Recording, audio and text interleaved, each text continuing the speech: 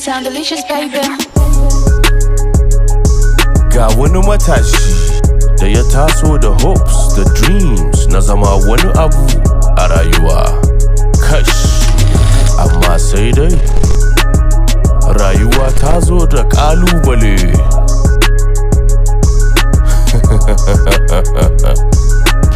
Ga wani rapper bai da ko sisi, WhatsApp da BBM ya dame mu da busy.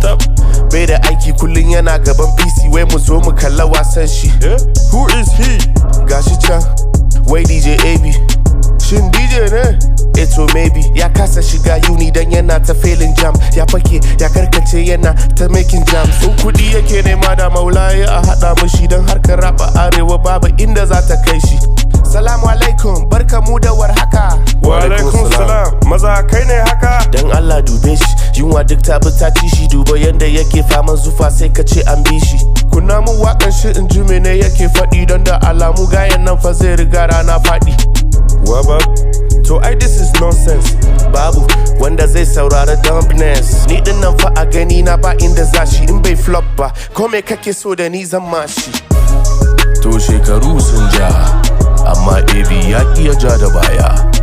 Ya saki waƙoƙi da dama, ya haɗu da manyan mawaƙa da duniya ta sani, da kuma manya-manyan mutane. Ya shahara a fagen rapid a Afirka, kuma ya tara miliyoyin mabiya da masoya.